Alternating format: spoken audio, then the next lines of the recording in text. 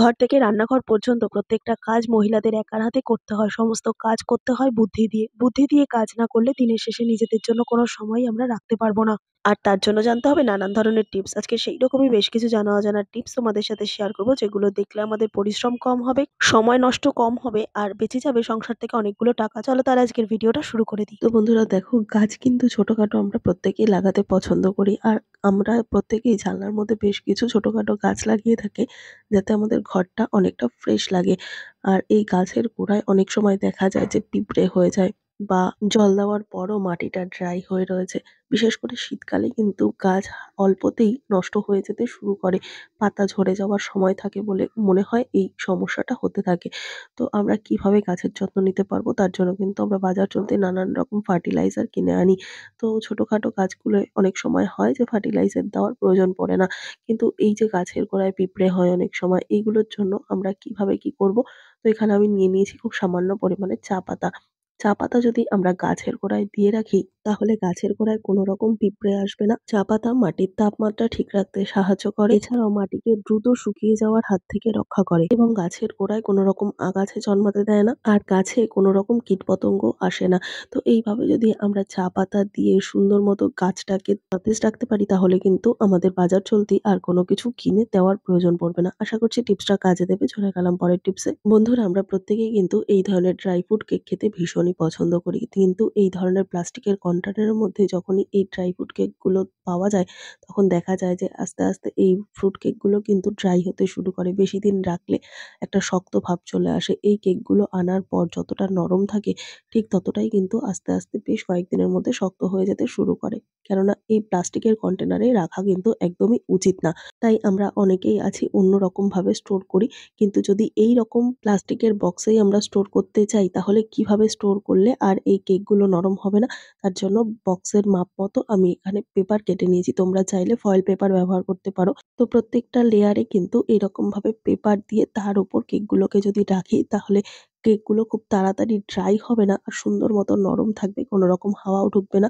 এরকম প্রত্যেকটা লেয়ারে সুন্দর মতো কাগজ দিয়ে রাখলে কিন্তু কেকটা অনেকদিন পর্যন্ত ফ্রেশ থাকবে, শক্ত হবে না, খেতেও ভালো লাগবে। আর যখন ইচ্ছা আমরা এই প্যাকেটটাকে খুলে নিয়ে তারপর যদি আমরা কেক খেয়ে আবার এইভাবে কাগজ দিয়ে ঢাকা রেখে দিই, তাহলে অনেকদিন পর্যন্ত ভালো থাকবে। টিপসটা কেমন লাগলো? ভালো লাগলে লাইক করে দিও। চলে গেলাম পরের টিপসে। বন্ধুরা, অনেক সময় হয় যে আমরা একটা চুড়ি কিনেছি, অনেকদিন না পড়তে, পড়তে দেখা যায় হয়তোবা ছোট হয়ে গেল, বা কারোর কোনো চুড়ির ডিজাইন ভালো লাগলো, সেটা হয়তো আমরা পড়তে গেলাম। সেক্ষেত্রে দেখা যায় যে হাতে কিন্তু হতে চায় না।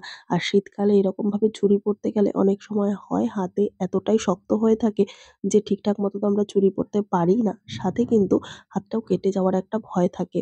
আর আমরা অনেকেই আছি হাতের মধ্যে কোনো ভেসলিন হোক বা কোনো ক্রিম হোক, এই ধরনের জিনিসগুলো হাতের মধ্যে দিয়ে তারপর যদি আমরা চুড়িটা পরি, সেক্ষেত্রে কাঁচের চুড়ি বা মেটালের চুড়িতে যদিও বা কোনো কিছু না হয়, সিটি গোল্ডের চুড়ি যদি পরতে যাই, সেক্ষেত্রে দেখা যায় যে কালারটা কিন্তু ফেড হয়ে যেতে শুরু করে। তাই এখানে আমি নিয়ে নিয়েছি পলিথিন।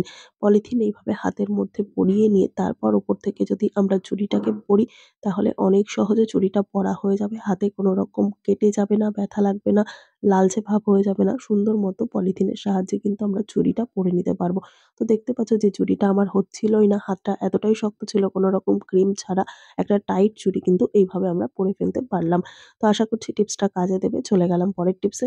বন্ধুরা, আমরা যখন রান্না খাওয়া-দাওয়ার পর বেশ খানিকটা বাসন আমাদের মেজে ফেলতে হয়, তখন এই বাসনগুলোকে মেজে আমরা কি করি?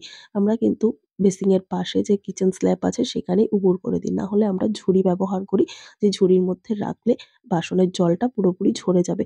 কিন্তু যেখানে যেভাবেই রাখি না কেন, অনেক সময় দেখা যায় অনেকের কাছে ঝুড়ি নেই, কিংবা ঝুড়িতে রাখলেও এই কিচেন স্ল্যাবের উপর যখন আমরা ঝুড়িটা এইভাবে বসিয়ে রাখবো, তখন দেখা যায় বাসনের যে জল, সেটা কিন্তু সম্পূর্ণ এই কিচেন স্ল্যাবের মধ্যে পড়ে যায়। তার ফলে আমাদের কিন্তু একটা এক্সট্রা খাটনি করতে হয় সেই জলগুলো মোছার জন্য। তো এখানে আমি নিয়ে নিয়েছি পুরনো একটা পিলো কভার। অনেক সময় পুরনো পিলো কভার রং উঠে যায়, ছিঁড়ে যায়, সেগুলো আমরা ব্যবহার করি না। সেইরকম একটা পিলো কভার যদি কিচেন স্ল্যাবের ওপর এইভাবে পেতে তারপর আমরা বাসনপত্রগুলো উবুড় দিতে পারি, তাহলে একটা কাজেই কিন্তু দুটো কাজ হয়ে যাবে। মেঝেটা এরকম কোনো রকম জল থাকবে না। সাথে এই কিচেন স্ল্যাবটাও কিন্তু পরিষ্কার থাকবে। তো আশা করছি ছোট্ট টিপসটাও কাজে দেবে। চলে গেলাম পরের টিপসে। বন্ধুরা দেখো এখানে আমি নিয়ে নিয়েছি একটা পার্স ব্যাগ। আর এই ধরনের পার্স ব্যাগ হোক বা বাচ্চাদের স্কুল ব্যাগ হোক, অনেক সময় দেখা যায় যে বাচ্চাদের স্কুলে যখন কোনো পার্টি হয় বাচ্চাদের, তখন কিন্তু বেশ কিছু ক্যাডবেরি চকলেট এরকমভাবে ব্যাগের মধ্যে থেকে যায়। তাছাড়াও আমরা ট্রাভেলের সময় ব্যাগের মধ্যে বেশ কিছু টফি, ক্যান্ডি এগুলো ক্যারি করি। বাচ্চা সঙ্গে থাকলে এগুলো কিন্তু লাগেই। পরবর্তী সময়ে এগুলো যদি আমাদের ব্যবহার করতে না হয় তখন ব্যাগের মধ্যে থেকে গেলে অনেক সময় দেখা যায় পিঁপড়ে চলে আসে। আর এই পিঁপড়ে কিন্তু পুরো আলমারির মধ্যে যদি আমরা ব্যাগটাকে রেখে দিই সেক্ষেত্রে কিন্তু সারা আলমারি জামাকাপড়ের মধ্যে পিঁপড়ে হয়ে যায়। তাই আমরা যখনই এবার থেকে ব্যাগের মধ্যে লজেন্স নেব, কিংবা দেখা যাবে যে ব্যাগের মধ্যে লজেন্স নিচ্ছি না, সেক্ষেত্রেও ব্যাগের মধ্যে যদি একটা ছোট্ট জিনিস রেখে দিই সেক্ষেত্রে কিন্তু আর পিঁপড়ে কখনোই হবে না। তো এর জন্য আমি এখানে নিয়ে নিয়েছি কর্পূর। আর কর্পূরের এরকম ২-১ টা ট্যাবলেট বা গুঁড়ো কর্পূর যদি ব্যাগের মধ্যে আমরা রেখে দিতে পারি, সেটা আমাদের পার্স ব্যাগ হোক বা বাচ্চাদের স্কুলের ব্যাগে, তাহলে কিন্তু ব্যাগের মধ্যে আর কোনো কিছু লজেন্স বা ক্যান্ডি থেকে গেলেও পিঁপড়ে হবে না। তার ফলে আমাদের আলমারিতে জামাকাপড়েও পিঁপড়ে ভরবে না। আর সাথে বাচ্চাদের স্কুলের ব্যাগেও কিন্তু ২-১ টা রেখে দিলে বাচ্চাদের ব্যাগের মধ্যেও কখনো পিঁপড়ে আসবে না। তো আশা করছি এই ছোট্ট টিপসটা অনেকটাই কাজে দেবে। চলে গেলাম পরের টিপসে। তো বন্ধুরা দেখো আমরা প্রত্যেকদিন দুধ জাল দেওয়ার জন্য যে বাটিটা ব্যবহার করি, সেই বাটিটা যখন দুধটা শেষ হয়ে যায়, বাটিটা যখন আমরা ধুতে দেবো তখন কিন্তু দেখা যায় এই বাটির মধ্যে বেশ খানিকটা দুধ এখনো লেগে রয়েছে। আর তার ফলে কি হয়? এইভাবে প্রত্যেকদিন বাটিটার মধ্যে লেগে থাকা দুধ অনেকটা কিন্তু ওয়েস্টেজ হয়ে যায়। তাই এইভাবে যখনই আমরা দুধের বাটি খালি হয়ে যাবে, মাজতে না দিয়ে কি করব, একটা ছোট্ট কাজ যদি করে নিই তাহলে এই বাটির গায়ে যে পরিমাণ দুধের সর বা দুধ লেগে থাকে সেটা কিন্তু আর ওয়েস্টেজ হবে না। সুন্দর মতো আমরা কাজে লাগাতে পারবো। তো দেখো বন্ধুরা আমাদের কিন্তু প্রত্যেকদিনই আটা মাখতে হয় রুটি করার জন্য। আর এই রুটি করার জন্য আটাটা যদি আমরা এই পাত্রের মধ্যে মেখে নিই, তাহলে কিন্তু এই সমস্ত আটার মধ্যে এই দুধটা লেগে যাবে।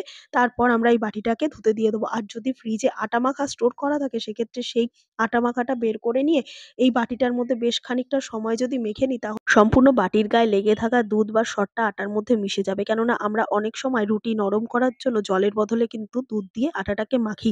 তো তাই কোনো জিনিস ফেলে দেওয়ার আগে এইভাবে ছোট্ট, ছোট্ট আইডিয়া করে যদি আমরা কাজে লাগিয়ে নিতে পারি তাহলে কিন্তু আমাদের বেশ খানিকটা সাশ্রয় হবে। তো টিপসটা কেমন লাগলো কমেন্ট করে জানাতে ভুলবে না। চলে গেলাম পরের টিপসে। তো বন্ধুরা আমরা কিন্তু প্রত্যেক মহিলারাই নেল পালিশ পরতে খুবই পছন্দ করি। আর একসাথে যখন অনেকগুলো কালারের নেল পালিশ আমাদের কাছে থেকে থাকে তখন দেখা যায় যে বেশ কয়েকদিন যদি একটা নেল পালিশ না ব্যবহার করি সেক্ষেত্রে কিন্তু নেল পালিশটা শুকিয়ে যায়। বিশেষ করে শীতকালে কিন্তু নেল পালিশগুলো শুকিয়ে যায়। আর যখনই শুকিয়ে যায় তখন কিন্তু এই ঢাকনাটা এতটাই টাইট হয়ে যায় যে পরবর্তী সময়ে কিন্তু আমাদের খুলতে অনেকটা সমস্যার মধ্যে পড়তে হয়। তো এখানে আমি ৩-৪ টে নেল পালিশ নিয়েছি। আর প্রত্যেকটার মধ্যে ভর্তি থাকা সত্ত্বেও কিন্তু নেল পালিশের ঢাকনাগুলো আমি খুলতে পারছি না। আর শীতকালে জলের কাজ করতে গিয়ে দেখা যায় যে আমাদের হাতের আঙুলের মাথাগুলো কিন্তু অনেকটা অবশ হয়ে যায়। আর এই হাত দিয়ে কিন্তু কোনো কাজই আমরা জোরে করতে পারি না। তাই কিভাবে আমরা নেল পালিশের ঢাকনাটাকে অনেক সহজেই খুলে ফেলবো? তো এখানে আমি নিয়ে নিয়েছি রাবার ব্যান্ড। আমাদের প্রত্যেকের বাড়িতেই কিন্তু এই ধরনের রাবার ব্যান্ড থাকে। ঢাকনার মধ্যে এরকম ৩-৪ টে প্যাচ দিয়ে রাবার ব্যান্ডটাকে আটকে দেবো। তারপর আস্তে করে যদি এই রাবার ব্যান্ডের উপর হাত রেখে আমরা ঢাকনাটাকে খোলার চেষ্টা করি, তাহলে কিন্তু অনেক সহজেই ঢাকনাটা খোলা হয়ে যাবে। কোনো রকম হাতের জোর দিতে হবে না। আর হাত কিন্তু বারবার স্লিপ কেটেও যাবে না। হাত অবশ হয়ে থাকলেও কিন্তু আমরা সুন্দর মতো নেল পালিশের ঢাকনাটাকে খুলে ফেলতে পারবো। তাই রাবার ব্যান্ড দিয়ে এবার থেকে প্রত্যেক সময় চেষ্টা করতে হবে। তাহলে কিন্তু কাজটা সুবিধা হয়ে যাবে। টিপসটা কেমন লাগলো কমেন্ট করে জানিও। চলে গেলাম পরের টিপসে। তো আশা করছি আজকের সমস্ত টিপস তোমাদের কাজে দেবে। টিপসগুলো যদি ভালো লেগে থাকে লাইক, কমেন্ট, শেয়ার করে পাশে থাকবে। আমার এই ভিডিওটা কে কোথা থেকে দেখছো কমেন্ট করে জানাতে ভুলবে না। দেখা হবে আবারও অন্য কোনো ভিডিওর সঙ্গে। ধন্যবাদ।